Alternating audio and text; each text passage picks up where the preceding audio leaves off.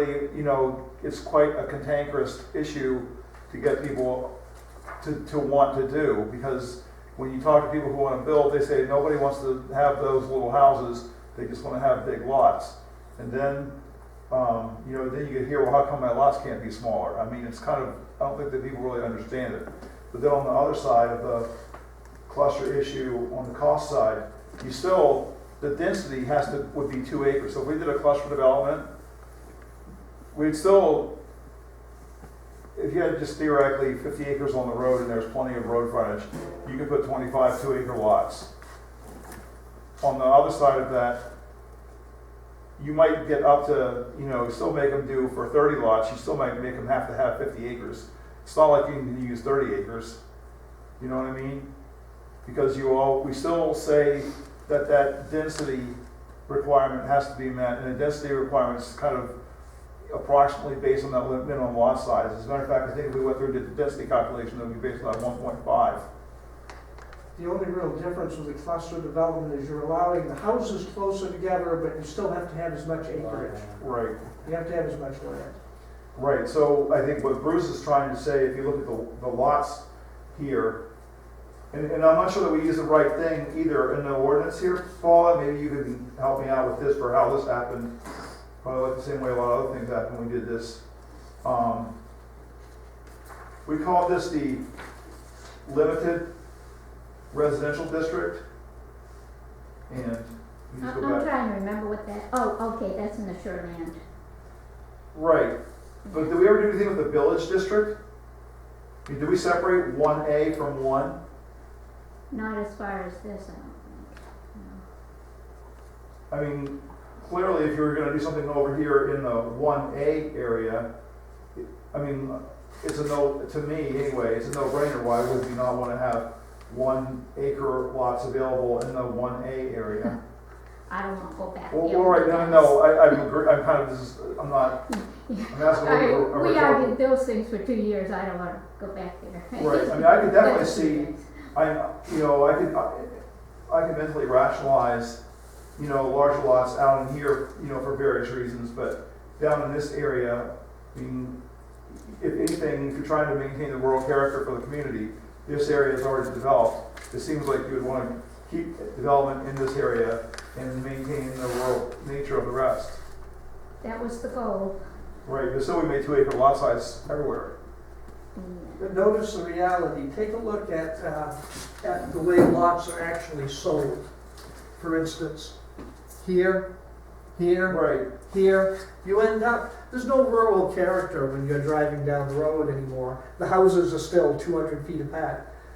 Other than in the city, they'd be 100 or 50 feet apart. Right. I mean, that's, if, to me, rural character is when you couldn't see the houses at all when you're driving out Route 9. It was a major accomplishment to talk about multifamily housing because when we started, it was the rule in this town that they weren't going to be allowed here. I do kind of remember that. There was a fellow who wanted to put in some duplexes over on Scott Point Road, and people got quite concerned. Very. You see, and whether we want to deal with this whole issue in the future at some time, but you see what I'm looking at. Oh, no, I agree with you. I mean, we should look at it. I mean, there's probably a couple areas in town where we could look at it now. I mean, maybe we shouldn't do it carte blanche across the whole town, but I mean, there's some areas. I mean, to me, I don't see, if you can get adequate soils down in the village area, why you wouldn't want to make 1 acre lots down there where there's already 1 acre lots?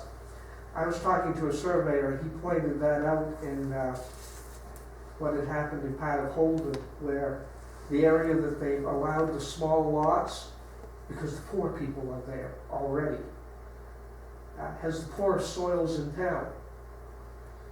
Whereas they've got huge lots for the people that have more money and like to live in certain areas, and it's got the best soil for development. Says there was. No, I've seen that before too. But I mean, if you look down this where the pond is, stuff like that, I mean, maybe you could argue, I mean, in theory, now, going with the pond argument, now, like these ponds are now.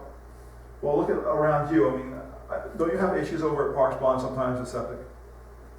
Well, there's some, yes, there are some, most of them I don't have ever seen occupants, but they are still some outhouses. Right, but in the water, don't they ever have water quality problems in Parks Pond? No, actually not. I mean, I've had it tested twice in the last 7 years Yeah. in different locations, and for a pond that size, that depth, number of acres, it actually fares quite well. Okay, all right. Now, I know that over here on Hopkins Pond, this is the one that's super shallow, right? No, that's a cold water lake, that's deep. Okay, which one is the shallow one? Springs. Which one is? I mean, Chimo is probably the shallowest. I thought this one was even shallower. Where are you? Spring. Spring. is shallow and Chemo probably. Spring is like only like 10 feet or something, right? Really? Something, yeah. I got a chart at home, but I don't have it with me. Parks Pond, the deepest point is 36 feet.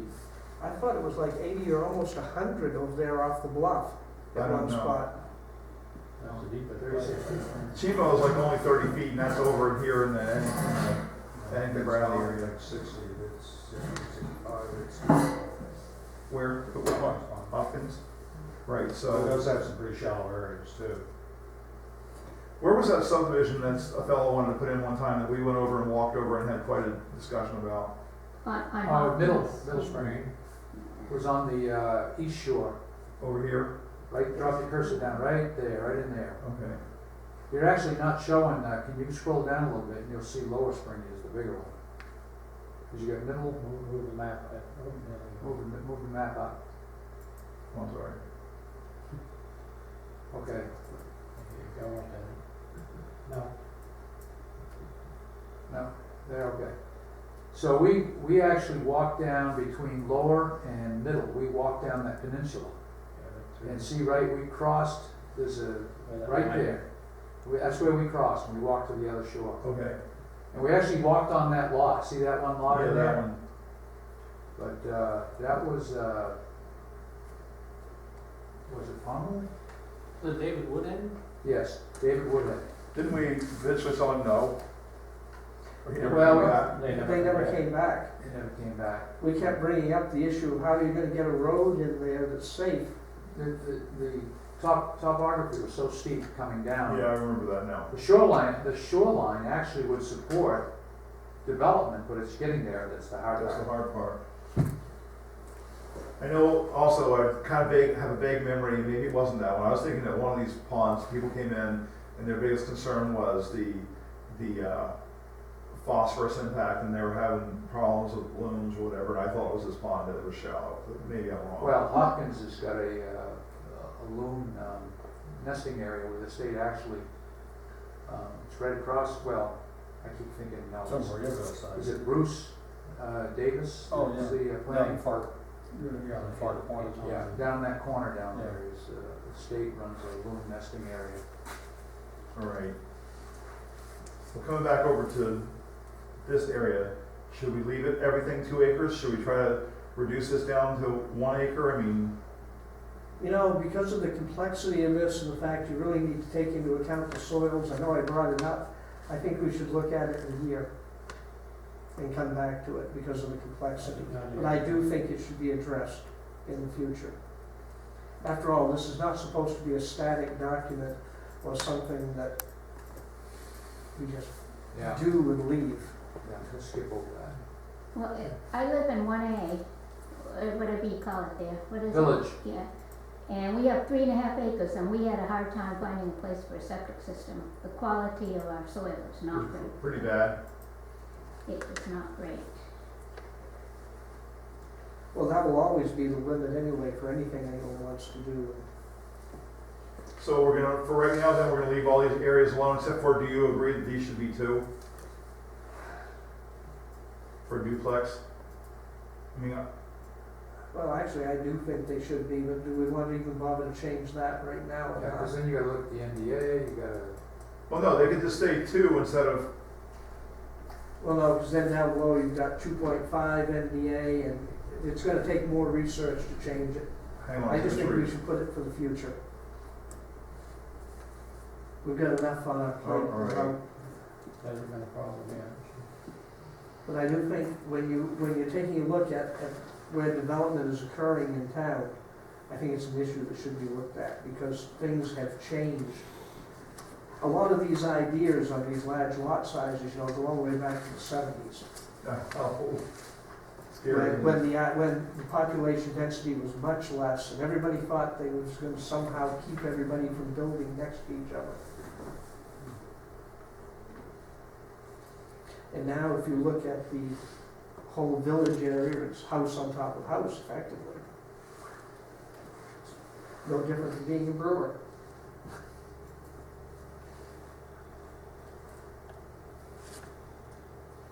All right, let me go back here.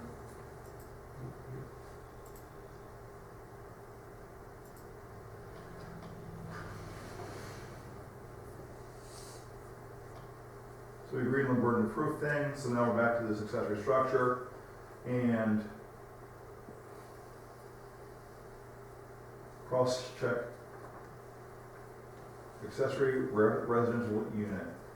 So is this what we mean? And could we define it that way on the other side?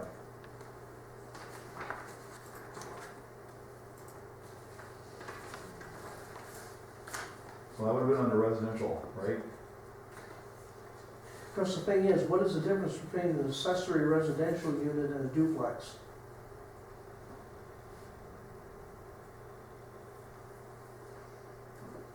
I think we could argue, right or wrongly, that the accessory unit might be an in-law apartment kind of thing, whereas the duplex would be for two full-size families, if such an, you know, that type of thing. Maybe converting a garage into a, you know, grandparent apartment or something. As a dwelling unit, single family detached. Maybe. Dwelling unit is designed for, well, for any other dwelling unit.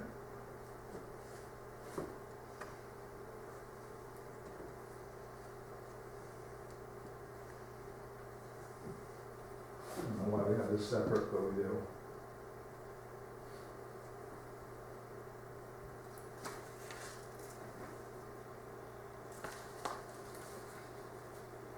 Okay, well, it looks like we don't have this. Let me just go back and look up accessory. Make sure it's not there. Oh, here. What's wrong? Yeah, there it is.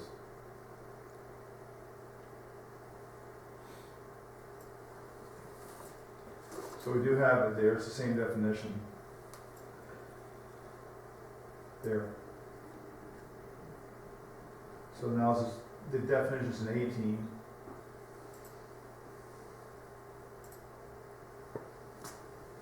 And here it is in 8. So is that what we mean? We want it, and I'll just take it out of here and only have it in the back. Okay. But do we put it, Bruce, think you should put under residential comma accessory unit? Yeah, because everything begins with residence. So go to Article 18 and change accessory res unit to res unit comma accessory and alphabetize.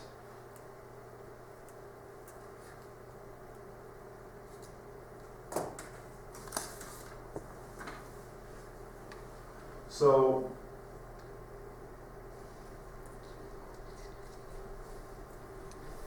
the rest, Well, what happens is you end up with this, the difference between an accessory residential unit and a duplex is pretty ambiguous in many ways.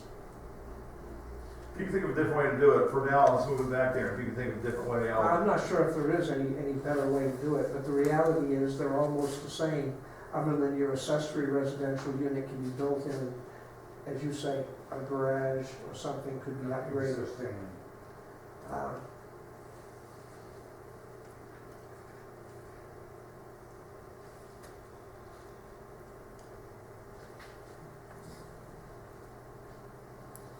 Does it have to do with if you're related to the people that are there, like a mother-in-law apartment is typically for a related family member.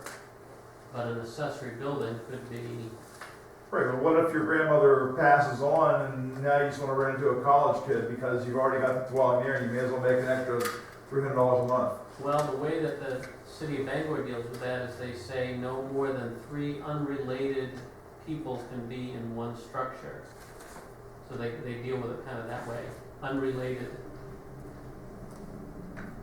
But I, you know, there's a So lot of that- You things. gotta go look at their birth certificates and look at their pedigrees. I think we had that discussion when we originally took that sort of thing, when we were discussing that originally. And the idea was, do we really want to be going in and asking people, are you related? Prove it. Yeah, I don't think so. I don't know, let's just leave it the way it is right now. Yeah. All relationships. Boyfriend, girlfriend? Yeah, I mean, there are so Yeah, many that's been our situations. So I think we kind of did define the bed and breakfast. I mean, maybe because we do say, it's kind of all, we say what a bed and breakfast is. Now that I'm reading this in again, I wrote that comment in there. I think I put the comment in there months and months ago, and not days ago.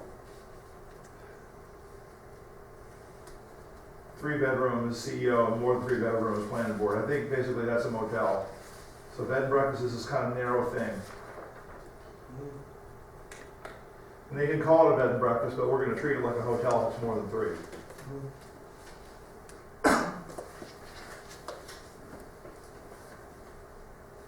I don't think we've got any huge houses in Clifton that they could easily convert, No, unlike I don't what we think so run either. into in some other places. They're right. So the reason that these are all blue is because I moved them all around. So here we have home occupations 1, as I didn't change the text. So now the order is home occupations, and then there's a conversion.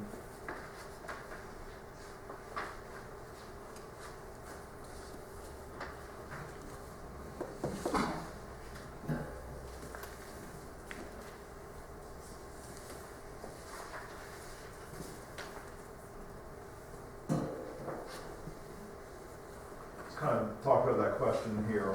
We can look at the MRSA in 2 minutes.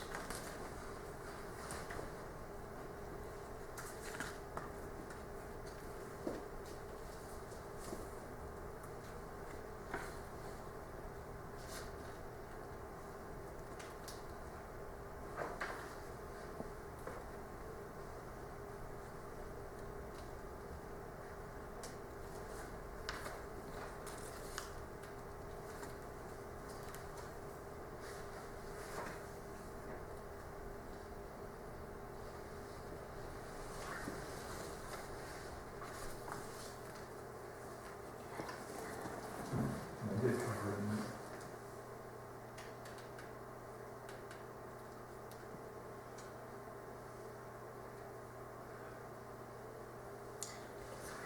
For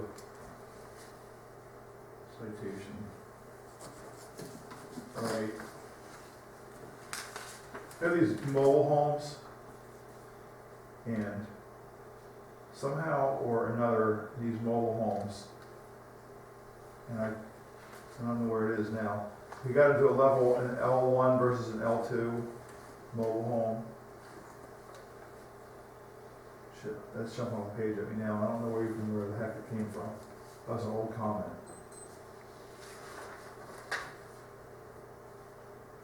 You remember anything about that, Bruce? You ever written down anywhere? No, Bill, what about your notes? No. No, it's just.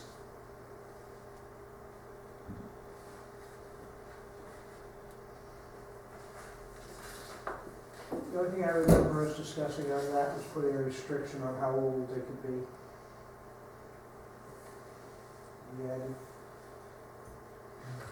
think we took out the concrete requirement, there, isn't it? yeah, there was still some discussion whether to require that or not.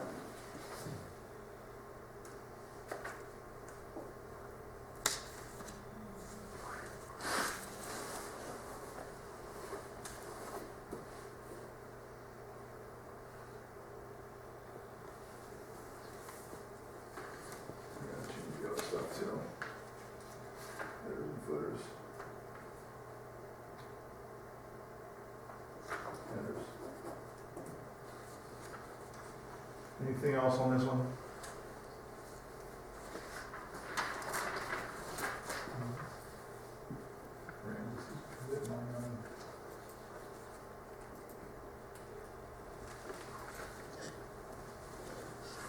Okay.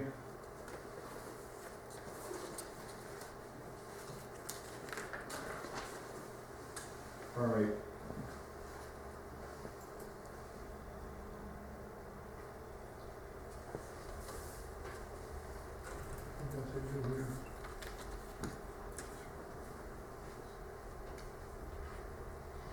Two point one point two point two point four.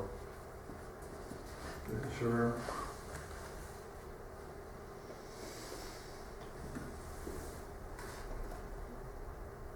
There. So I know in the past we've had this discussion, I was going through the powers and duties of the planning board again. And I had asked you, Bill, a couple times to go look up different regulatory references and confirm the MRSAs and things like that. Yes. And then I realized in the past ordinance that there was multiple times when like G was, or whatever letters were doubled up in there. And the other thing is, and like Paula pointed out in an email a couple days ago, that there were tons and tons of references, I think especially like in the flood zone ordinance to refer things and have to try to catch the references back up to each other, which we already had talked about that. Vern, you're gonna be responsible for remapping references. Just kidding. We'll do it together. But anyway, and I thought about it, so I thought I would at least take a spin at that up there in pink. It says, the planning board shall have the authority to review and on an interim basis correct minor administrative errors such as references to the wrong state statute, incorrect internal references, spelling, capitalization, grammar, numerical sequencing, and similar throughout the life of the ordinance. These corrections are non-substantive and do not require formal approval of the town by voting processes for interim implementation. If such corrections are necessary, the board shall vote on the changes and maintain a record with the town clerk. Such changes will receive a formal notice and vote on even years of the annual town meeting. Good. That's Well good. said. So if we miss one of these numbers or something, we can just fix it afterwards without requiring. Right, because the person comes in and it references, we're doing something and references them to, erosion control, and by not, the point is to get them to erosion control, for example, and then they actually get referred to, curb sizing, okay, because the number is wrong. Well, clearly, curb sizing has like little to do with the erosion control reference, and we would want to be able to vote on the spot to correct that administrative error. And the way we would correct the administrative error, we'd have a couple ways of doing it. Well, one of them would be some common sense, but the other one would be to look at the old ordinance and see what the reference was, and work through a process to see where it should have gone, see how it got renumbered, and make the reference again. You know what I mean? Because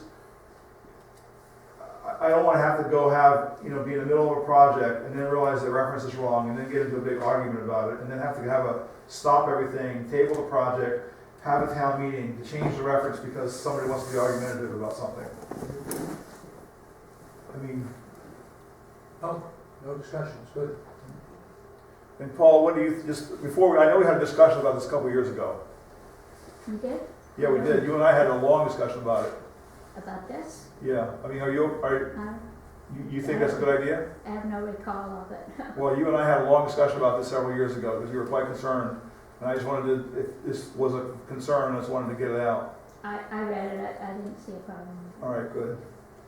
And we're gonna go with it. And that pretty much takes care of anything that, Now, that's not an excuse for being sloppy, getting this thing straightened out. no, but that also is, that takes care of anything that anyone, I would think anything that goes beyond that should require a more substantial. Right.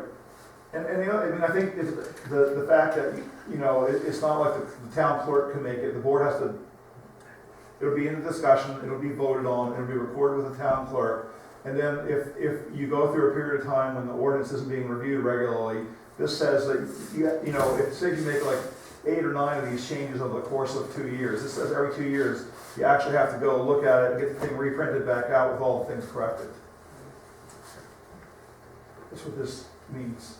And maybe what we should do is make an article, whatever, and just call it, you know, errata and have it be tracked or something, I don't know. Well, you're saying right there that it shall receive a formal notice and. Right. Right, but I didn't want it to get skipped forever. Right. And I wanted to tell the public it was going on. So there was no question. So, all right, that's cool. So, let's write that down. I don't care, considering that there's between 200 and 250 pages of this, the idea that every single number will be correct the first time through, even if all of us look at it. I won't say that we won't get it all, but it's, let's be real. Come on, pick that. Oh, it does pick it. All right.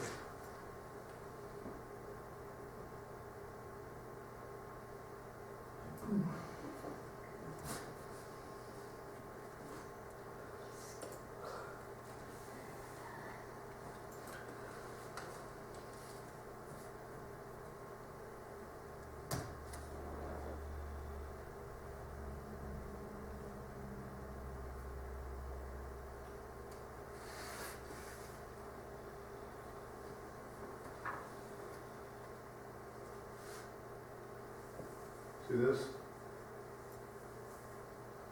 Yep.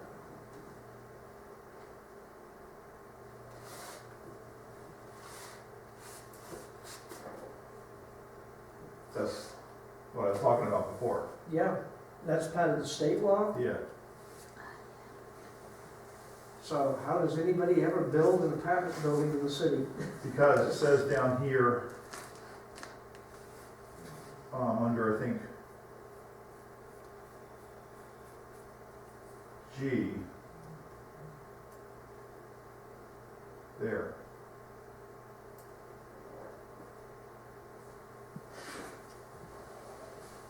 So we just need to make sure that we have that reference.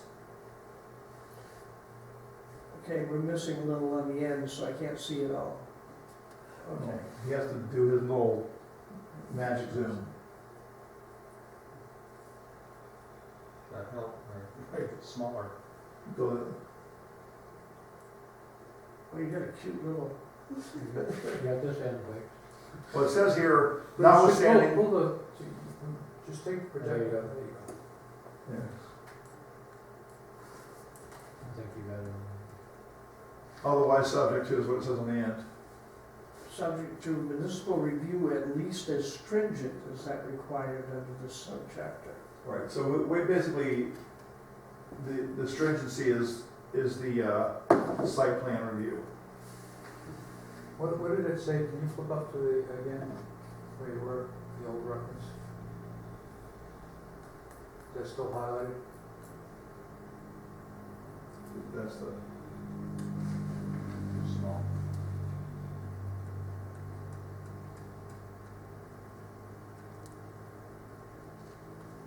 That's not the one, is it? yeah, Also includes the division of a new structures on a tract across the land. So you can have, 3 or more dwellings can exist in a single building. right.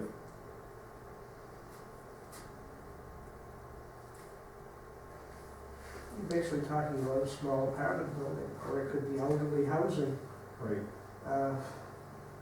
Okay. It doesn't take a very large building if you've got just single, one-room apartments, which is what a lot of elderly housing is one-bedroom apartments. So if you have one of these old manor-style homes or something, and you decide to break it up, like in Boston, where that's under this as a subdivision. Yeah, Correct. that's, which in Bangor, I mean, it's done, the number of old houses. We don't really have, well, I can think of 1 or 2 houses in town big enough that you'd have to really worry about it. But really, what you're concerned about is whether somebody wants to build one. Right. And especially elderly housing is something that a town like us could actually use in the right situation. Right, so somehow or another, I just need to go back through the ordinance a little bit and just make sure that when we somehow define this, that we reference it back and just say something like multifamily dwellings will be reviewed as a site plan and that it meets this requirement. That's what I was talking about before. I just need to go through and reread a couple of these different paragraphs in places where we talked about it to clarify this. Yeah. But that was the purpose of that. I know it was a labor discussion earlier, but it's been a long week.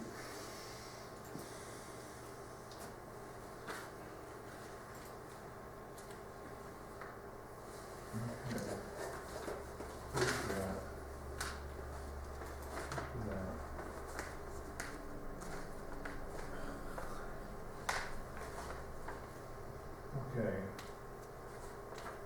Article 10. Article 10 on the agenda? Yeah. Yeah.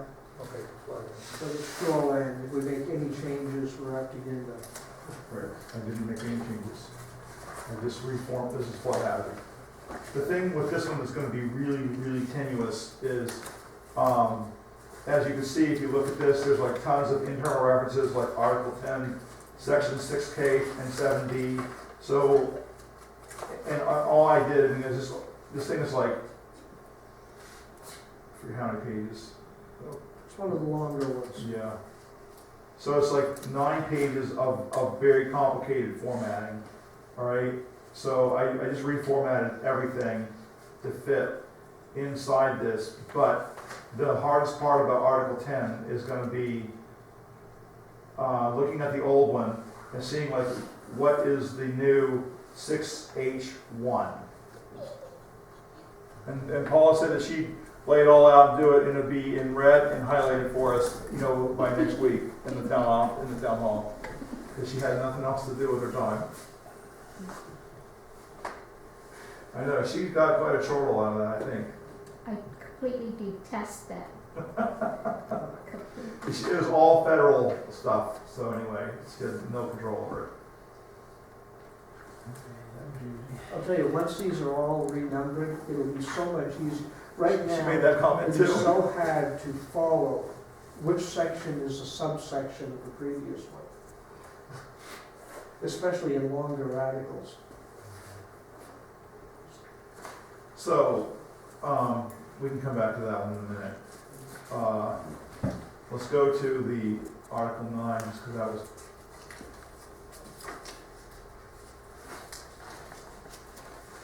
So again, I didn't do any,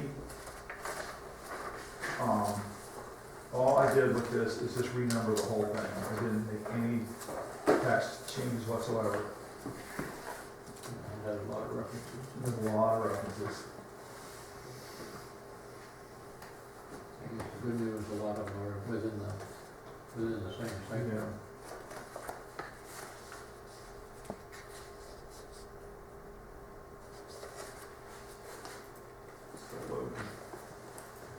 We spent a lot of time on this whole article before, the adoption before. I thought we got a lot of this pretty much right. Yeah, and plus the state reviewed it. Yeah, probably should do something with that. Yeah.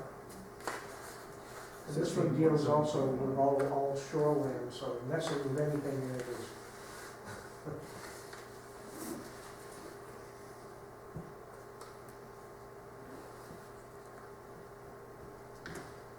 I mean, so unless you had something that I really didn't want to mess with it, I just wanted to get it so that it was all just numbered the way everything else is numbered. Now, one thing that is a little different on the shoreland that we typically have called them like 9.1 or whatever, 8 point, whatever it is. And Paula went back and forth on how she numbered it too, and I have to say that it is really hard to kind of change some of this stuff. Some of the really specific shoreland things, I left them with SS. I mean, the only advantage to leaving them at SS is if you have a back reference to it, you know it's the shoreland stuff. I mean, there's some, it just makes it easier than trying to remember what chapter 9 it is or whatever. And the same thing I did, in a couple places I've done, like with the general purpose standards. I left those as GPSs, if you kind of recall that too. I mean, if you did want to change them, I mean, if you thought that was important to change them, you should let me know that fairly soon. But I just making you aware of it, that's all. This manual and this. Somebody's gonna come look at this someday and go, why did he frickin' do that? Yeah, Be the realist. All right, nature of the beast. I think we're gonna need another catch-up meeting. Are we behind? No, but There's there's just stuff that you've a lot to worked do. on that said we'll come back to. Right, there's several things, I thought the catch-up meeting we had a couple weeks ago was a good catch-up meeting. You know, I just think that we're gonna need another catch-up meeting before we get to the, first public hearing. And I need to group up and format these things a little bit better so that the first public hearing, it looks something resembling like an ordinance, and we can go over the general things that we did. And I think we have 2 weeks, you know, and we also, even if we have a catch-up meeting, we should have between now and the public hearing, even if it's just to prepare, do not actually look at the proposed changes and things like that, but just to prepare exactly how we want to do the public hearing as far as making up PowerPoint slides, you know, highlighting things that we're going to do, and having a format for that. Because we haven't even really talked about how we're going to do it in the public hearing. I think the first one's like the 2nd or the 7th or something like that. It's now it's less than a month away. So when do you want it, 2 weeks or 3 weeks? You're not here next week. Not here next week at all. Yeah, that's why I There's a said remote 2 weeks chance or I could 3 be weeks. back, but I'm at the moment I don't think So so. we, the following week, do back to back, like a Wednesday and Thursday or something like that? Yeah, possibly. Like there's a I don't think so, because we're gonna have to have one meeting moved anyway because of the plan, the select board. Is that right, Brandon, looking at it? Yeah, it's like we're on the 19th. We're on this week. So what we do The is, next week is the 10th. well, the 20th we're gonna look at the wind presentations again. Okay, so I mean, if we were gonna do it, I'm almost thinking it would be That's the a 20. Thursday. Go ahead. That's a Thursday. Oh, the 20. Okay, how about is the March the 26th? Is that a Wednesday? Yes, How about if we did it on the 27th? that's fine. That's a Wednesday and Thursday. Yeah.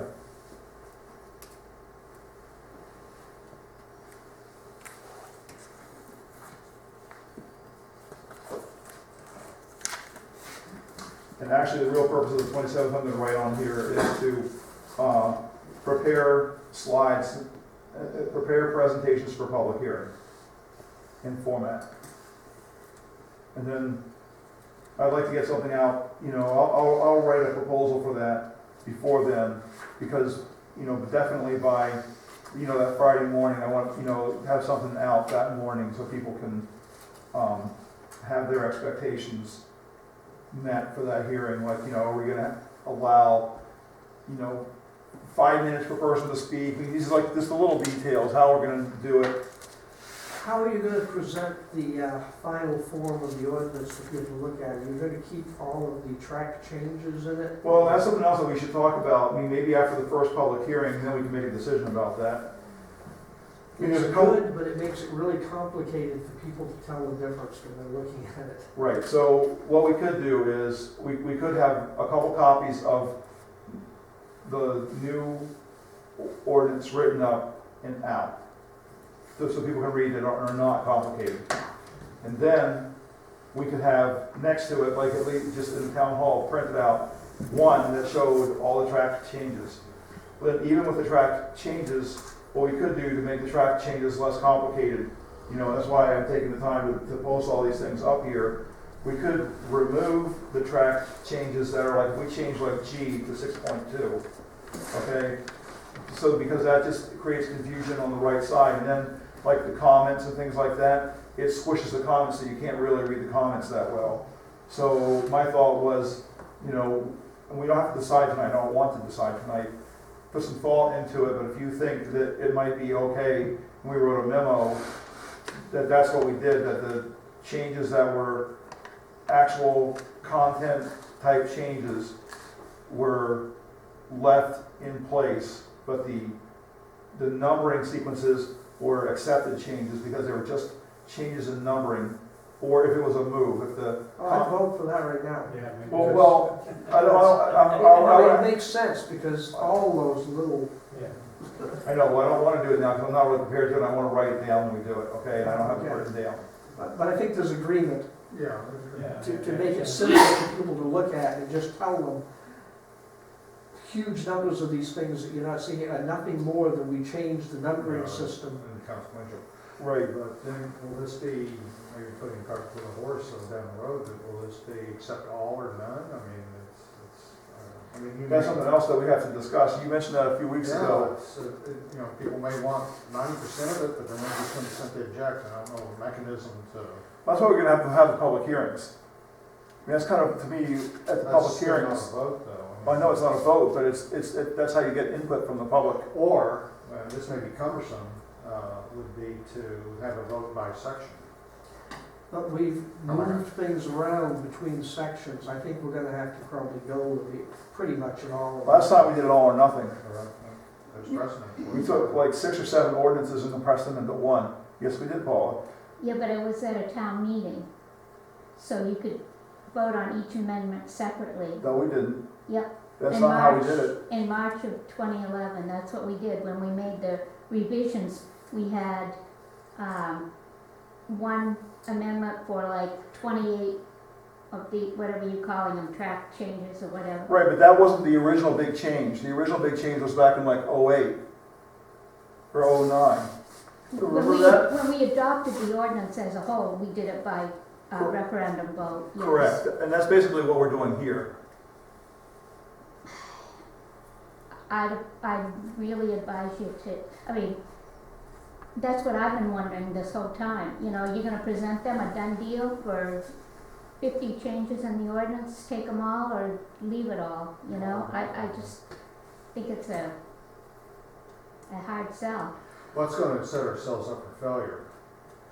Because if there's one But controversial. you can't do this one section at a time, because unless you wanna take and move all the definitions back and I don't know if it will or not. I'd rather wait at the public hearings to see what happens. So, well, yeah, that may help. That's kind of the us point, better. to get, well, that's kind of, If it gets rejected, well, then we just have the whole ordinance, we have to go back and work on it again. That happened a couple years ago. Like in '06 or something.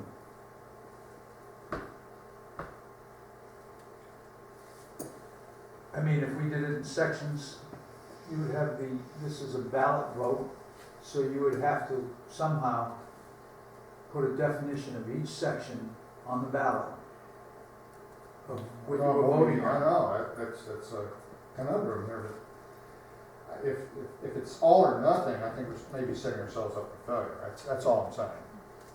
Especially if there's a controversial section that may. well, there's going to be exactly one controversial section. That's gonna be the reality. And So, it but went it's voted through down last because of time. that section, but, you know, the rest of So, it may not be otherwise. right, but the thing is, the one thing about this is, it's a whole. Unless you take all those definitions and move them back and do everything else to keep it all separate,